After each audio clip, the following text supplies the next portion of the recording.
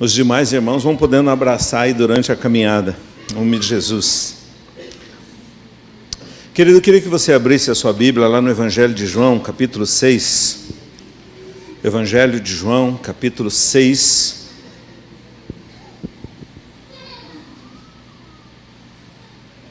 Eu queria ler o começo e o fim desse capítulo. Os 15 primeiros versículos. João, capítulo 6, versículos de 1 a 15. Nos diz assim: Depois destas coisas, atravessou Jesus o mar da Galileia, que é o de Tiberíades. Seguia-o numerosa multidão, porque tinham vistos os sinais que ele fazia na cura dos enfermos. Então subiu Jesus ao monte e assentou-se ali com os seus discípulos. Ora, a Páscoa, festa dos judeus, estava próxima. Então Jesus, erguendo os olhos e vendo que grande multidão vinha ter com ele, disse a Filipe: Onde compraremos pães para lhes dar de comer? Mas dizia isto para o experimentar, porque ele bem sabia o que estava para fazer. Respondeu-lhe Filipe: Não lhes bastariam 200 denários de pão para receber cada um o seu pedaço? Um dos seus discípulos, chamado André, irmão de Simão Pedro, informou a Jesus: Está aí um rapaz que tem 5 pães de cevada e 2 peixinhos. Mas isto que é para tanta gente? Disse Jesus: Fazei o povo assentar-se, pois havia naquele lugar muita relva. Assentaram-se, pois, os homens em número de quase 5.000. Então Jesus tomou os pães e, tendo dado graças, distribuiu-os entre eles, e também igualmente os peixes, quanto queriam. E quando já estavam fartos, disse Jesus aos seus discípulos: Recolhei os pedaços que sobraram, para que nada se perca. Assim, pois, o fizeram e encheram 12 cestos de pedaços de 5 pães de cevada, que sobraram aos que haviam comido. Vendo, pois, os homens o sinal que Jesus fizera, disseram: Este é verdadeiramente o profeta que devia vir ao mundo. Sabendo, pois, Jesus que estavam para vir com o intuito de arrebatá-lo para o proclamarem rei, retirou-se novamente sozinho para o monte. Pula aí, vai para o 22. No dia seguinte, a multidão que ficara do outro lado do mar notou que ali não havia senão um pequeno barco e que Jesus não embarcara nele com seus discípulos, tendo estes partido sós. Entretanto, outros barquinhos chegaram de Tiberíades, perto do lugar onde comeram o pão, tendo o Senhor dado graças. Quando, pois, viu a multidão que Jesus não estava ali, nem os seus discípulos, tomaram os barcos e partiram para Cafarnaum à sua procura. E, tendo-o encontrado no outro lado do mar, lhe perguntaram: Mestre, quando chegaste aqui? Respondeu-lhe Jesus: em verdade vos digo, vós me procurais, não porque vistes sinais, mas porque comestes dos pães e vos fartastes. Trabalhai, não pela comida que perece, mas pela que subsiste para a vida eterna, a qual o Filho do Homem vos dará, porque Deus, o Pai, o confirmou com o seu selo. Dirigiram-se, pois, a ele, perguntando: Que faremos para realizar as obras de Deus? Respondeu-lhe Jesus: A obra de Deus é esta, que creiais naquele que por ele foi enviado.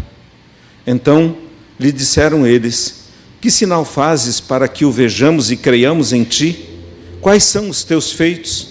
Nossos pais comeram o maná no deserto, como está escrito: Deu-lhes a comer pão do céu.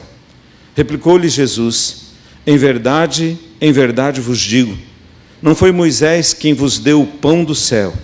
O verdadeiro pão do céu é meu Pai quem vos dá.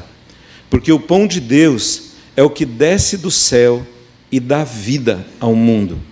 Então lhe disseram: Senhor, dá-nos sempre desse pão. Declarou-lhes, pois, Jesus: Eu sou o pão da vida. O que vem a mim jamais terá fome, e o que crê em mim jamais terá sede. Porém, eu já vos disse que, embora me tenhais visto, não credes. Todo aquele que o Pai me dá, esse virá a mim, e o que vem a mim, de modo nenhum lançarei fora. Porque eu desci do céu, não para fazer a minha própria vontade, e sim a vontade daquele que me enviou.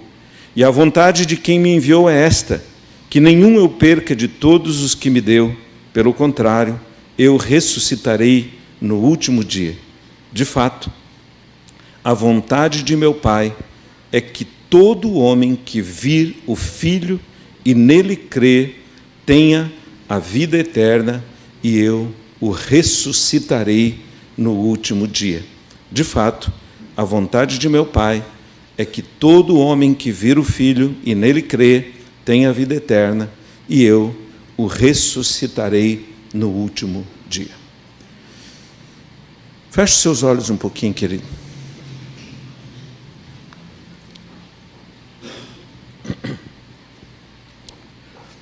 Pai, em nome de Jesus, mais uma vez eu quero te agradecer, Deus, pelo privilégio, ó Deus, de estar aqui neste lugar, reunido com meus irmãos e irmãs, como parte do corpo de Cristo.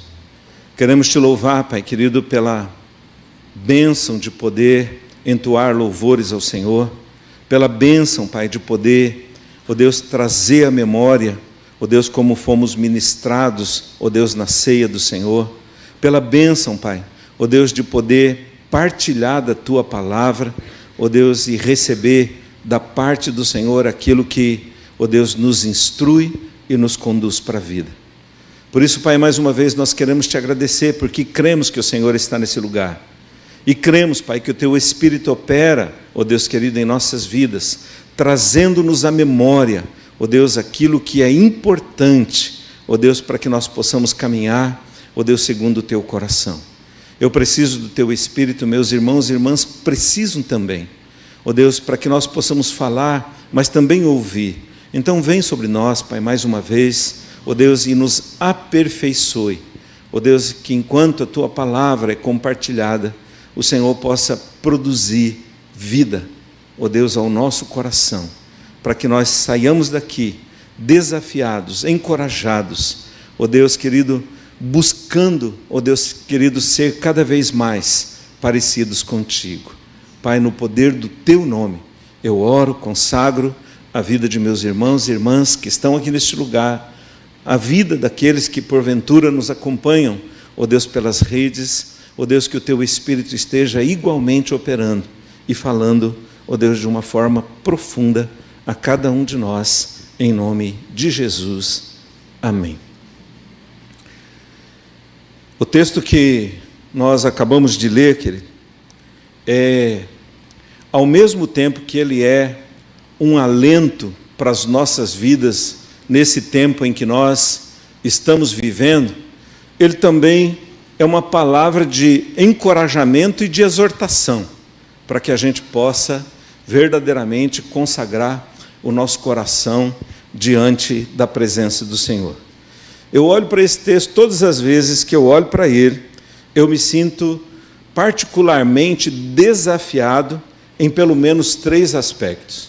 Primeiro, é Deus mostrando que eu e você, nós como corpo de Cristo, precisamos entender que só o Senhor Jesus pode verdadeiramente satisfazer as nossas reais necessidades.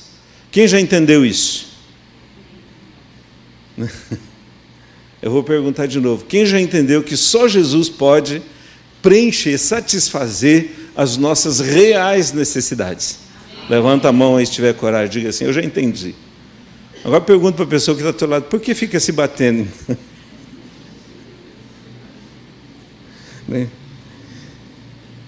A gente precisa entender, querido, que só Jesus pode verdadeiramente satisfazer as nossas reais necessidades.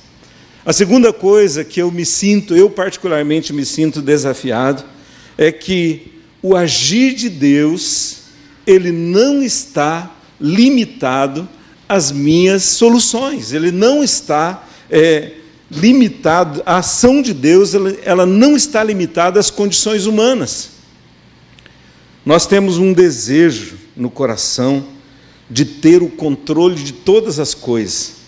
Nós temos um desejo no coração de ter o comando de todas as coisas nas nossas mãos. É verdade ou não? Nós queremos ter o comando e o controle de todas as coisas nas nossas mãos. E o terceiro grande desafio que Deus me propõe aqui nesse texto é o desejo de Deus de salvar todo aquele que dele se aproxima por meio de Jesus Cristo.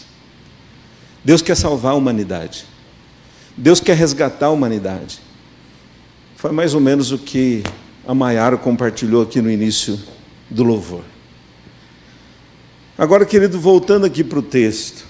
É um texto, a primeira parte dele mais conhecida do que a segunda, mas é interessante a gente olhar nesse primeiro movimento do texto, porque ele apresenta uma multidão. Interessante que no versículo 2, Jesus diz que ele sobe ao monte e se assenta com os seus discípulos, e a palavra diz que ele vê uma multidão que vem se aproximando deles.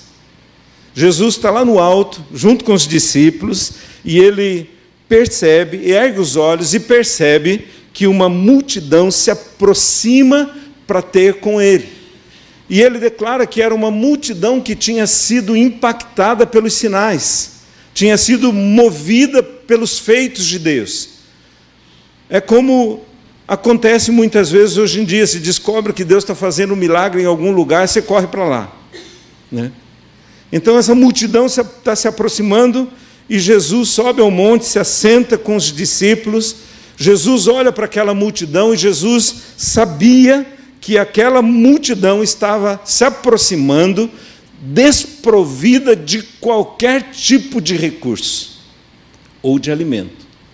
Eles estavam indo em direção do Senhor, e eles estavam desprovidas de alimento, desprovidos de qualquer tipo de recurso. Jesus tinha um entendimento de que já era tarde e que o lugar onde eles estavam era perigoso. Não dava para voltar, não dava simplesmente para retornar. E olhando essa história, querido, eu encontro aqui alguns propósitos do coração de Deus para a minha vida e para a sua vida. Primeiro, Deus revela a fragilidade das nossas soluções. Deus revela a fragilidade das nossas soluções. A multidão está se aproximando e Jesus se antecipa. Ele não espera a multidão chegar, ele já está mexendo com o coração dos discípulos antes da multidão chegar, antes da multidão se aproximar. E nessa caminhada da multidão em direção aos discípulos, Jesus olha para Filipe e pergunta, uma pergunta tão comum e tão conhecida de nós: onde compraremos pães para essa gente? Onde compraremos pães para essa gente? E eu olho, querido, e vejo que nessa pergunta está o início de um processo de cura da incredulidade dos discípulos.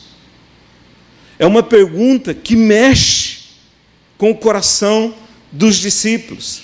Eu entendo que é um início de um processo de cura na incredulidade dos discípulos. E para que essa cura começasse a ganhar o coração dos discípulos, aquela fragilidade precisava ser exposta. Ela precisava ser colocada para a luz. Jesus não está expondo os discípulos, mas ele está expondo, revelando a tendência do nosso coração. Ele está revelando a tendência do coração dos discípulos. Jesus não estava buscando o conselho de Filipe, não estava buscando a opinião de Filipe. Jesus não estava perdido e Jesus não sabia o que fazer. O texto diz que Jesus fez aquela pergunta para experimentar, para arrancar do coração do discípulo né, de Filipe aquilo que verdadeiramente poderia atrapalhar a caminhada dele na presença do Senhor. A pergunta de Jesus, querido, eu olho para isso e eu me sinto muito desafiado, porque essa pergunta, ela revela o nosso coração. Ela revela o nosso coração. Nós estamos diante de situações difíceis, como foi dito aqui no início desse culto. Nós estamos lidando com situações que nós não compreendemos bem. Nós estamos lidando com situações que nós não entendemos os desdobramentos dela de uma forma profunda. E eu vejo Jesus olhando para nós e perguntando: e daí? Como é que vai ser? Porque a gente escuta tanta coisa, a gente ouve tanta coisa nesse tempo, que às vezes você não sabe nem o que é realmente verdade, e o nosso coração vai se amargurando, se entristecendo, e a gente acaba tomando um monte de decisões sem a direção do Senhor, sem a direção do coração de Deus, sem a direção que Deus tem para as nossas vidas. Essa pergunta revela o meu, revela o seu, revela o nosso coração, revela o coração da família, revela o coração da igreja, revela o coração do povo de Deus nesse tempo. A gente está diante de uma situação, a gente analisa aquela situação, a gente faz os nossos cálculos por cima e a gente toma decisões. E às vezes as análises que nós fazemos é como a que Filipe fez. Nem que a gente se esforçasse demasiadamente, fizesse um sacrifício demasiado, teria jeito de resolver esse problema. Teria jeito de resolver esse problema. Interessante, querido, que quando Jesus está ministrando o coração de Filipe, aparece André. E é interessante a gente olhar para essa história, porque quando eu estava revendo essa história, que eu me lembrei de algumas experiências, né? André também está ali se movendo, procurando uma solução diante da pergunta que Jesus fez, e de repente ele aparece com um menino ali. E eu fiquei aqui conjecturando com a minha vida diante de algumas experiências que eu já tive no ministério. Às vezes você está com uma luta muito grande, uma dificuldade muito grande, e de repente aparece uma criança, né, com uma coisinha assim, minúscula, e fala assim: ô tio, eu queria dar a minha ajuda. Né? E aí você pega aquela ofertinha da criança ali, mas aos teus olhos, o que é aquilo diante da necessidade que a gente tem? Que eu entendo que é mais ou menos o que André faz. Ele fala assim: Deus, o negócio está feio. Né? Apareceu esse menino aqui, mas o que é isso diante da necessidade? O que é isso diante da necessidade? E isso pode acontecer em qualquer lugar, em qualquer momento, em qualquer circunstância. Às vezes, no contexto da família, tem uma luta ali, o filho se levanta para oferecer algo. Não sei se alguém já teve essas experiências, né? No trabalho, de repente, alguém pode chegar ali e falar com uma coisa que você fala assim: isso não significa muita coisa. Não significa muita coisa. E aí, querido, eu queria pensar, Jesus, a gente, movido por esse sentimento, a gente se esquece que Jesus sabe o que fazer. A gente se esquece que Jesus sabe o que fazer. Diga assim comigo: Jesus sabe o que fazer. Diga para a pessoa que está do teu lado assim: Jesus sabe o que fazer. Né? Você está entendendo? Jesus sabe o que fazer. Não tem pânico no céu, querido. Jesus sabe o que fazer. Agora, essa pergunta, querido, é interessante que ela foi feita. Essa aqui não é a primeira vez que essa pergunta é feita. A palavra de Deus está carregada de perguntas parecidas como essa. Quando o profeta Ezequiel está no vale de ossos secos, passeando com Jesus no vale, com Deus ali no vale, o Senhor vai fazendo essa pergunta para o profeta, diz assim: você está vendo esses ossos aí? Será que eles podem ter vida? O profeta olha para aquela realidade, olha para aquela situação, fala assim: meu Deus do céu, é a mesma realidade de Filipe, é a mesma realidade de André. Era uma situação que aos olhos humanos Deus não estava pedindo uma orientação para o profeta Ezequiel, dizendo assim: o que a gente faz no meio desse vale? Quando você olha o chamado de Moisés, Êxodo 4, versículo 2 em diante, Deus está ali, depois de uma longa experiência de Moisés no deserto, Deus vem e diz assim: Moisés, está na hora de recomeçar o negócio. E Moisés está ali: mas eu, Senhor, quem sou eu? Eu sou isso, eu sou aquilo. E Deus olha para ele e fala assim: o que você tem na sua mão, Moisés? Aí Moisés tinha um cajadinho na sua mão, ele diz assim: mas o que é isso diante do que o Senhor está me propondo? O que eu posso fazer com um cajado na minha mão, diante daquilo que o Senhor está me colocando como desafio, como proposta, como propósito? Isaías 6, tão conhecido um texto nosso, no versículo 9, Deus fala assim: a coisa está feia. A quem enviarei? Quem que vai falar por mim? A coisa está complicada? Quem vai? Essa pergunta, querida, a gente poderia encontrar ela de capa a capa. A mesma pergunta que Jesus faz para Filipe, diante de uma realidade, diante de uma demanda, diante de um desafio que aos olhos dele parecia impossível. Agora é importante que eu entenda, querido, que todas as vezes que essa pergunta foi feita, Deus não estava atrás de uma resposta. Deus estava mostrando a fragilidade das nossas soluções, estava mostrando a fragilidade das nossas ações e nos chamando para a consagração, nos chamando para nos movermos nele, por ele e através dele. Você já ouviu essa pergunta por esses dias? E agora, o que vai ser?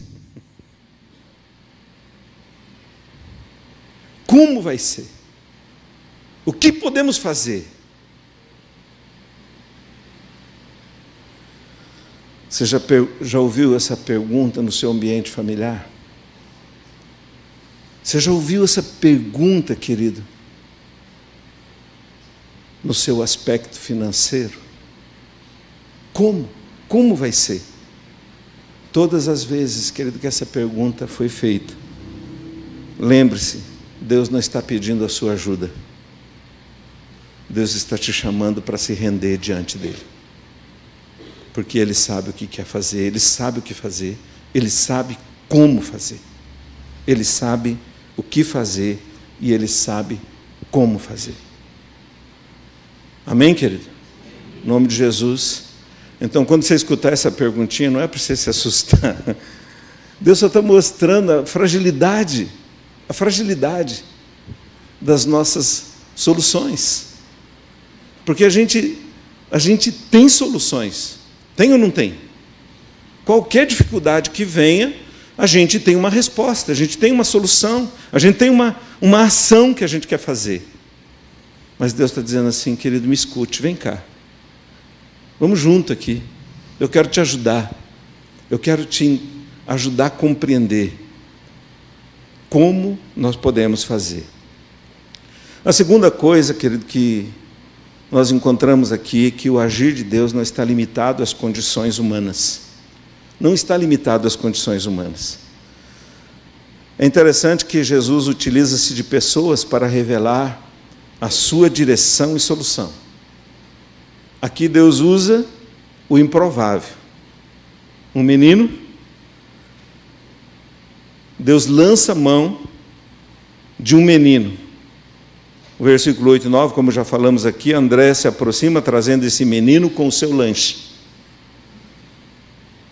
E eu fico, de novo, tentando imaginar esse menino se aproximando ali de André, dizendo assim: olha, eu tenho aqui algo. Né? Eu quero ajudar com algo. Né? Mas preste atenção, querido. Jesus usou o lanche daquele menino para abençoar todas as pessoas.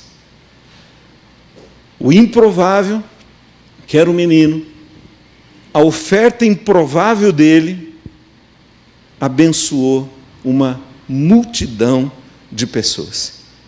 Abençoou uma multidão. O lanche de um para abençoar todos. O lanche de um para abençoar todos. Você está entendendo? Diga para a pessoa que está até lá, você está entendendo? Diga assim, o lanche de um,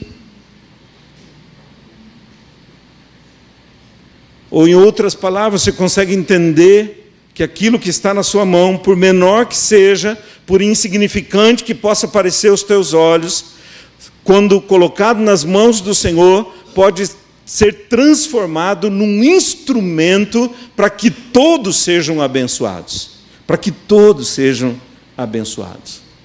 Agora, querido, é interessante a gente olhar para a atitude desse menino e a gente percebe algumas coisas que são fundamentais aí para a nossa caminhada.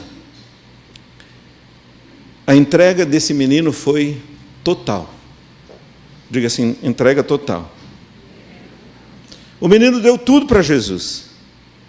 Ele podia chegar ali, o lanche era dele. Ele tinha quantos pães? 5. Quantos peixes? 2. Ele podia chegar para Jesus e falar assim, Jesus, vamos fazer um negócio? Eu te dou 3 pães e 1 peixe. Eu fico com 2 pães e 1 peixe. Porque eu também estou com fome, o lanche é meu. Né? Quem mandou os outros não trazerem? Vamos fazer, eu entrego 3 pães.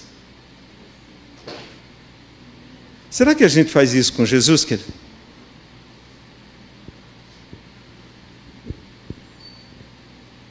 Às vezes a gente entrega, mas não entrega tudo. A gente entrega, mas a gente quer garantir a nossa segurança. A gente quer garantir a nossa parte. A gente quer se sentir seguro. Agora, se você deseja ser usado por Deus, querido, ser um instrumento abençoado e abençoador do Senhor, é importante você perguntar para você mesmo o quanto você está disposto a entregar para o Senhor. Eu não estou falando de dinheiro, tá? O quanto você está disposto a entregar para o Senhor. Marcos 8,5, Jesus diz assim, que aquele que quer salvar a sua vida, perde a sua vida. Mas aquele que perde a sua vida, por amor ao Senhor, ganha a sua vida. Ganha a sua vida. O menino deu todo o seu lanche. Será que esse menino ficou com fome? O versículo 11 diz assim que os peixes foram suficientes para todo mundo, e eles comeram tanto quanto eles quiseram. Com certeza ele comeu mais do que ele tinha dado, tanto de peixe quanto de pão, e ainda sobrou uma grande quantidade. O nível de consagração, o nível de entrega determina o nível do milagre. Amém, querido? 2 Reis 4, tem uma historinha que nós conhecemos bastante, né? A esposa de um profeta, de um homem de Deus, passando por muitas dificuldades, seus filhos sendo ameaçados de serem vendidos para pagar a conta. E ela vai até o homem de Deus, e o homem de Deus pergunta, o que você tem? Tem uma botijinha. Mas o que é isso diante da dívida, diante da dificuldade, diante da crise, do tamanho da crise que eu tenho? E aí o profeta dá uma direção para ela, vai lá, pede vasilhas emprestadas, tantas quantas você puder achar. Aquela mulher entregou aquela botija, aquele pouquinho de óleo, de azeite que ela tinha. E aquilo tornou-se o grande milagre de salvação, de redenção da vida dela e da sua família. O apóstolo Paulo, em Filipenses 3, versículos 4 a 7, é interessante, porque ele está falando de tudo que ele tinha. Ele diz: eu fui formado discípulo aos pés de Gamaliel, eu tinha isso, tinha aquilo, tinha esse reconhecimento. Ele diz assim: mas por causa da sublimidade, por causa da grandeza, da excelência do conhecimento de Cristo, eu entreguei todas essas coisas, eu considerei todas essas coisas perdas, por causa da grandeza. E o que tornou-se esse homem nas mãos do Senhor? Como ele tornou-se relevante para a casa de Deus, para o povo de Deus. Até hoje nós somos extremamente abençoados, porque ele não restringiu a sua entrega. Ele se doou completamente diante do Senhor. A segunda coisa que esse menino fez, que ele, quando entregou ali, Deus não olhou com desprezo aquela oferta. Deus não olhou com resistência àquela entrega. Deus recebeu aquela entrega, porque percebeu que ela era de coração, era uma oferta cheia de alegria. Deus tem prazer em receber aquilo que é colocado diante dele com alegria. Com alegria. O menino não questionou absolutamente nada. Ele não perguntou o que Jesus ia fazer com aquilo. Ele não ficou dando palpites, para que Jesus, querendo direcionar a oferta dele. Ele não ficou dando instruções para o Senhor Jesus.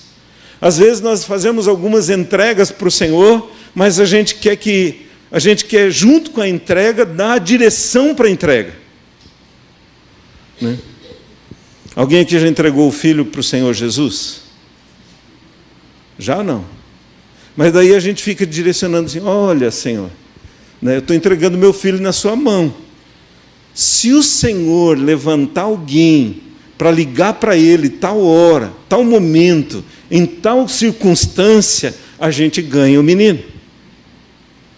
A gente entrega, mas a gente quer que Jesus nos escute, aceite a nossa direção, a nossa instrução e a nossa orientação. É verdade ou não? Alguém já fez isso com Deus? Levanta a mão. Só eu, né? Às vezes a gente faz a entrega, mas a gente quer direcionar como Deus tem que fazer, como Deus tem que agir. Querido, se fosse para agir segundo o meu coração, não precisava da cruz. O menino entregou.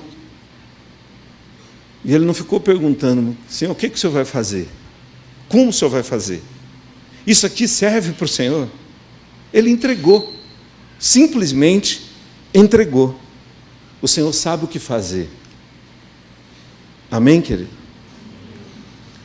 Agora, tudo aquilo que é colocado nas mãos do Senhor, numa entrega completa e restrita, total, com alegria, Deus recebe e multiplica.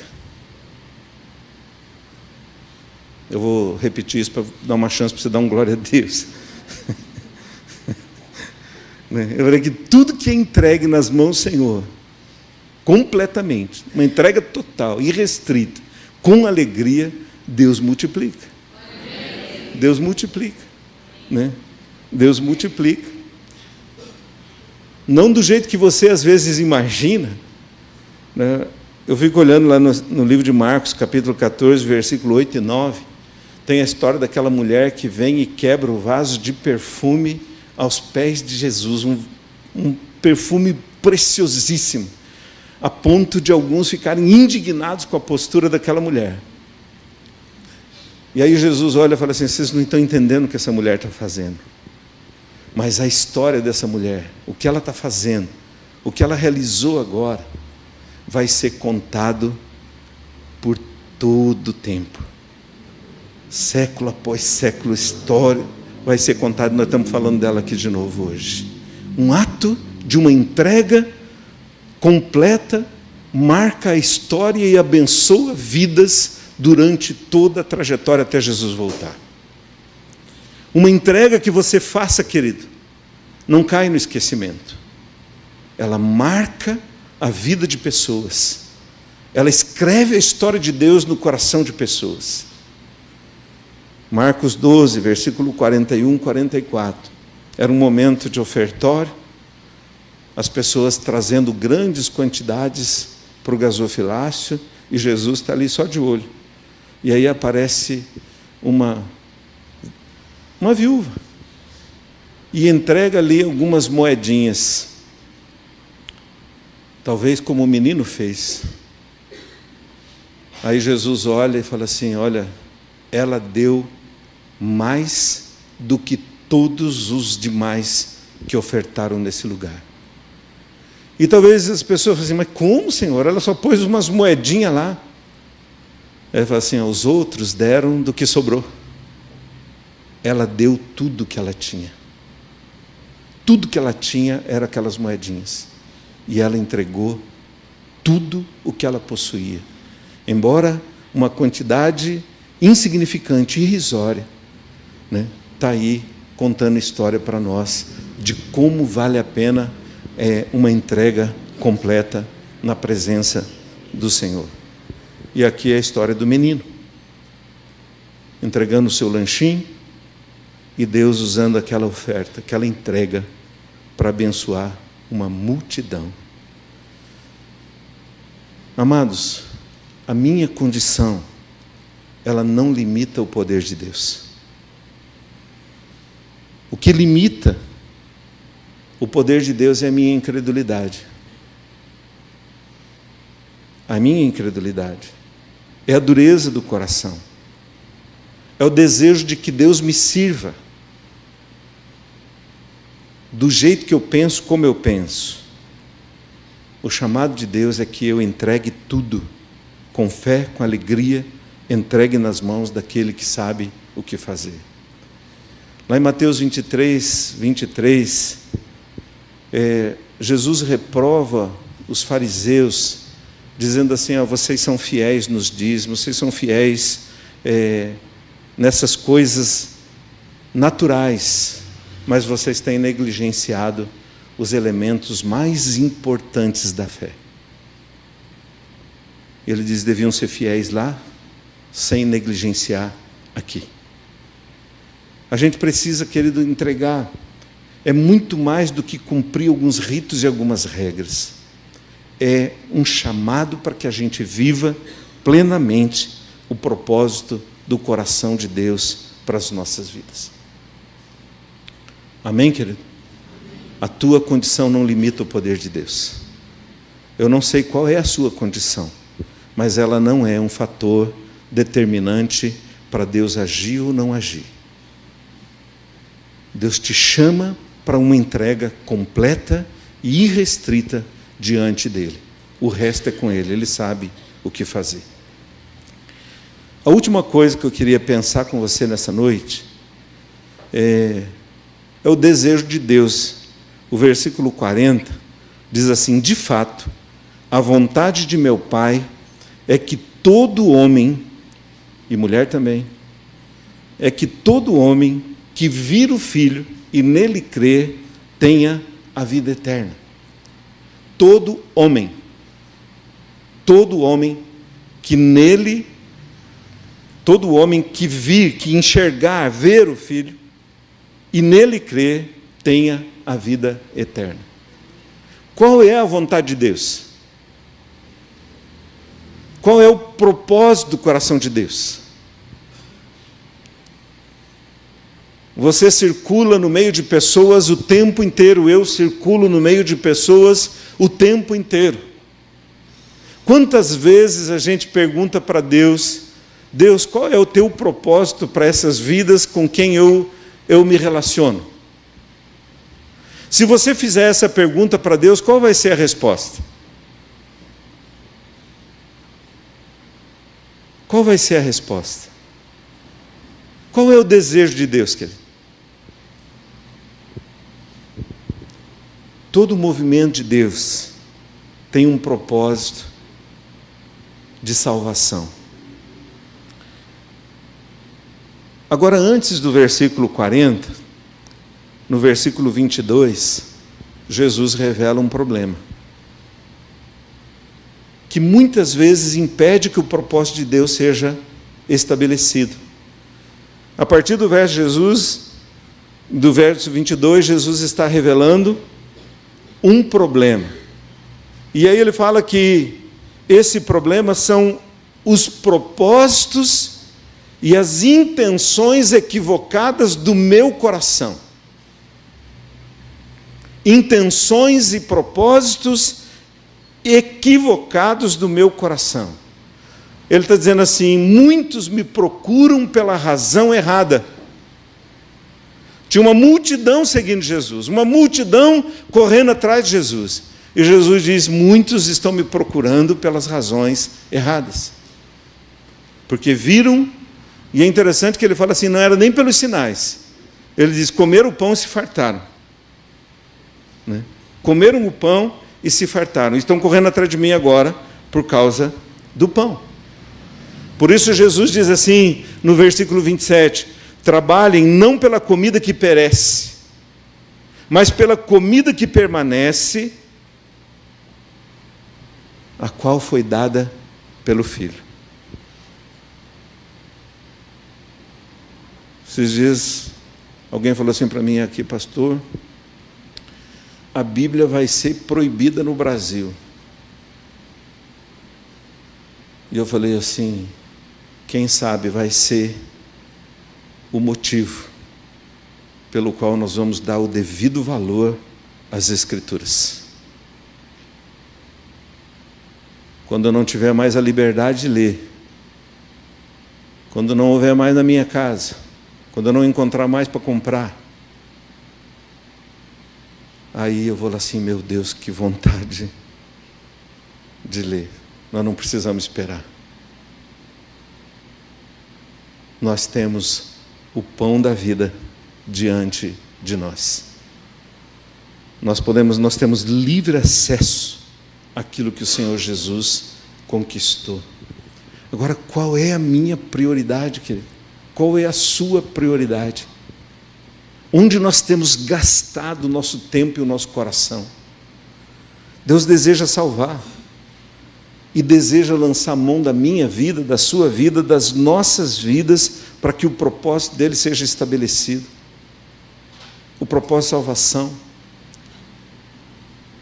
Deus deseja realizar grandes coisas. Quando a nossa família olha para nós, elas percebem que o nosso foco ao seguir Jesus está correto. Ele fala assim: não, meu pai e minha mãe são crentes de verdade. Vem luta, vem tribulação, vem dificuldade, vem crise, mas eles permanecem firmes. São contrariados algumas vezes, mas eles permanecem firmes. A entrega deles é completa. A entrega deles é total. Como está o teu coração, querido? Deus deseja fazer. Deus deseja salvar. Deus deseja curar. Deus deseja lançar mão da sua vida com tudo que você tem. E eu quero dizer que tudo que você tem não passa de 5 pães e 2 peixinhos. Tudo que eu tenho não passa de 5 pães e 2 peixinhos. Deus deseja lançar mão da minha vida, da sua vida, e nos chama para nos entregarmos completamente diante dele. Quem acha que tem mais do que 5 pães e 2 peixinhos?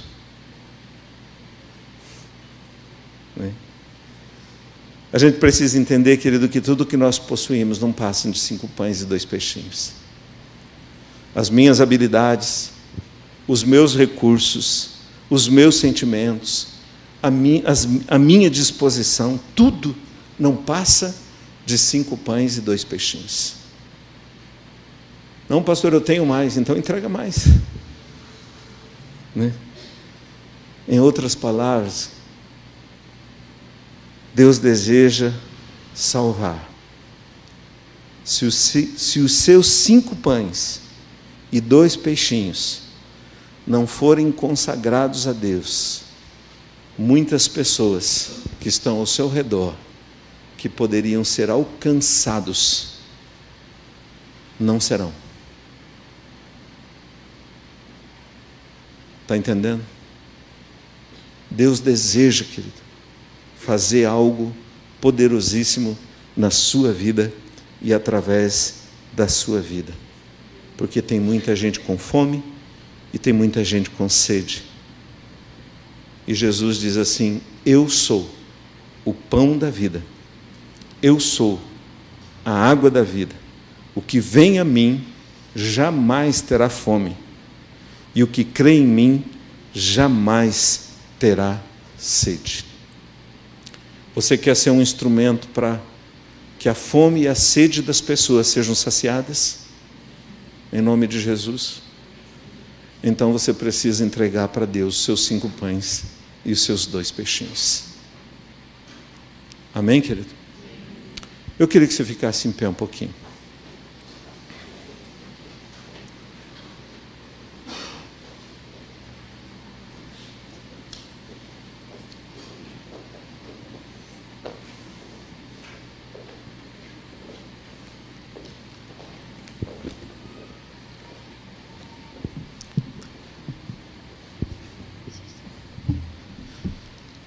Há uma multidão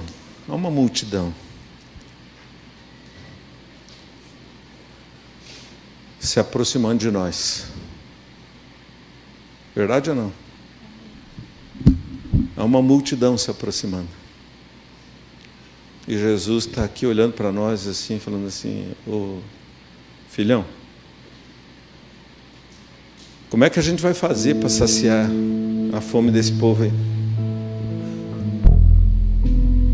Onde é que a gente vai comprar pão?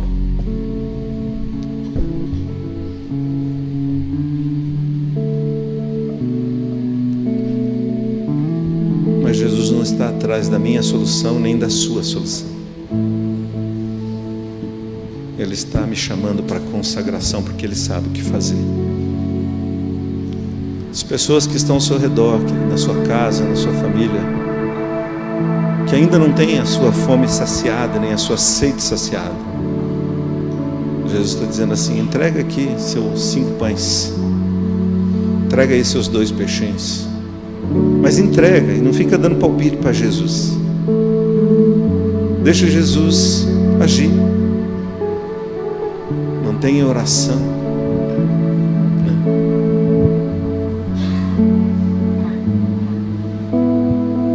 Graças a Deus aqui ninguém tem conflito na sua família, não é verdade?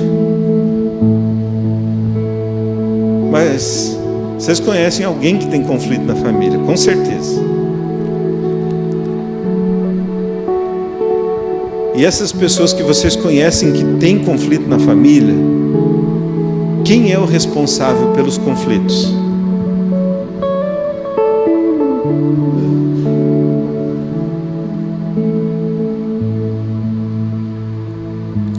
Muitas vezes a gente sempre acha que é o outro, né? Fala: Deus, o dia que o Senhor ganhar meu marido, nossa, aí vai ser bênção, hein? O dia que o Senhor mudar a minha esposa, meu Deus, o céu vai descer. A gente quer direcionar o agir de Deus, querido. Mas eu quero dizer para você que Ele sabe o que fazer. Antes de multiplicar os pães, antes de multiplicar os peixes, quem foi tratado?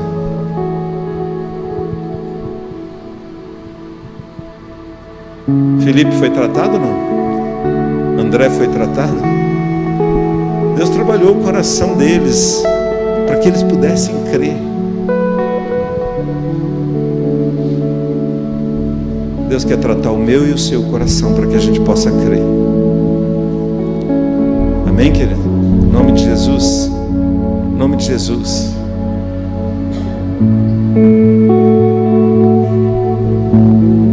Só quem quer entregar os seus 5 pães, seus 2 peixinhos, sai do seu lugar e vem aqui no altar. Traga aqui seus 5 pães, seus 2 peixinhos. Diga assim: eu quero depositar aqui meus 5 pães. Em nome de Jesus. Pode vir, filho. Pode vir.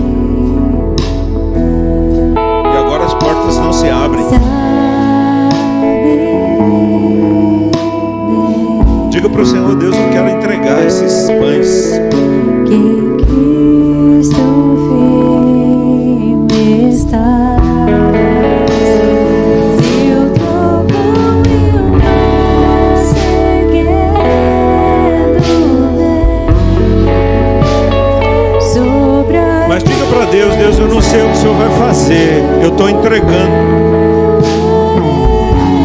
É tudo que eu tenho, é tudo que eu possuo, é tudo. Eu estou colocando tudo nas tuas mãos. Tudo nas tuas mãos.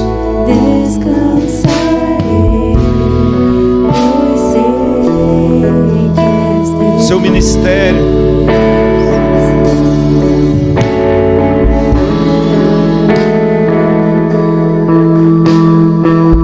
Você não se achou ainda.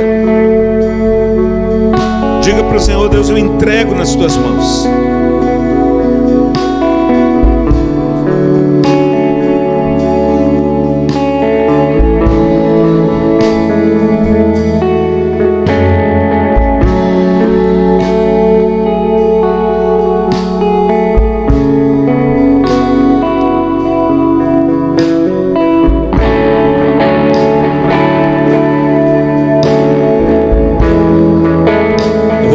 Intercessores só venham, ponham as mãos e abençoe, libera uma palavra de bênção. Não precisa orar, só impor as mãos e libera uma palavra de bênção,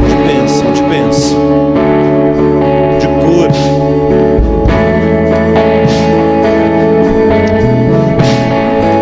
Pai, em nome de Jesus, nós queremos te agradecer por esse tempo, Pai. Oh Deus, nos perdoe quando nós nos esquecemos que o Senhor sabe o que fazer. Nos perdoe, Pai, quando nós nos esquecemos, oh Deus querido, que assim como o Senhor se assentou naquele monte, oh Deus, junto com os discípulos, e percebeu a multidão que vinha com todas as necessidades, oh Deus querido, que cada um deles possuía. Oh Deus, e o Senhor antecipou, o Senhor agiu de uma forma, oh Deus, preventiva.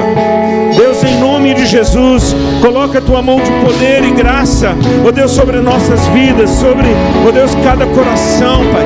Nós queremos, ó Deus, entregar diante do Senhor aquilo que temos. Pode parecer, Pai, ó Deus, insignificante, como aquela oferta do menino, ó Deus, diante da necessidade, mas nós queremos entregar diante do Senhor, Pai, ó Deus, os nossos pães e peixes, Pai.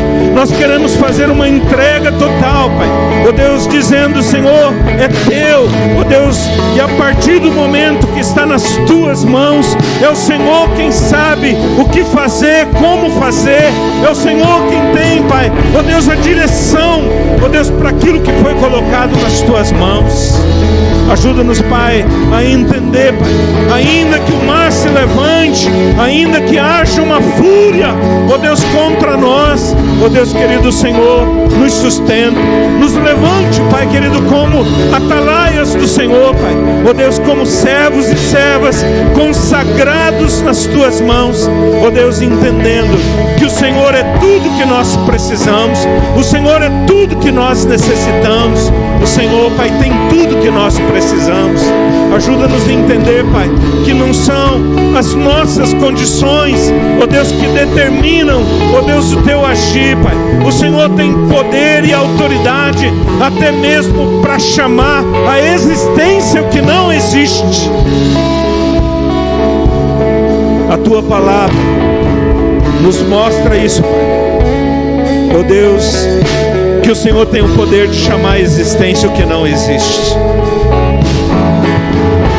O Senhor é o único que tem esse poder de chamar a existência o que não existe. Então, Deus querido, toma-nos nas tuas mãos.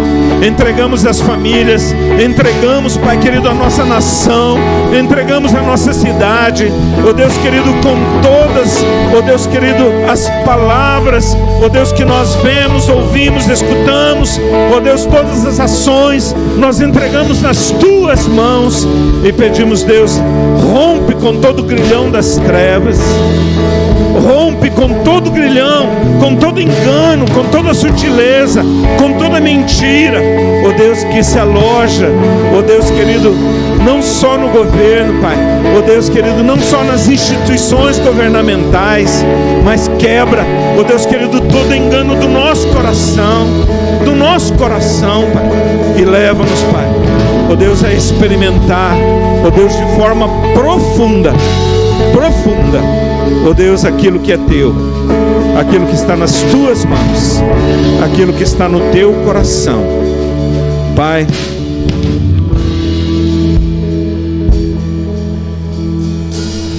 Assim como aquele menino, assim como os discípulos não sabiam como o Senhor faria, nós também não sabemos como o Senhor vai fazer,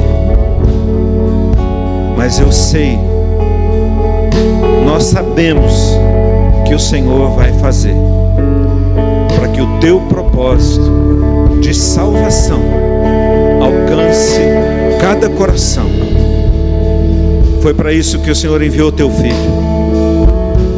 Por isso, Deus, ajusta as nossas prioridades, que o Senhor seja a nossa razão, que a tua palavra seja, ó Deus, a nossa razão, que o altar nunca esteja vazio, que o nosso quarto secreto esteja cheio, ó Deus querido, porque nós não deixaremos mais o nosso quarto secreto vazio. No poder que há no nome de Jesus, nós oramos, consagramos, entregamos nas tuas mãos, em nome de Jesus.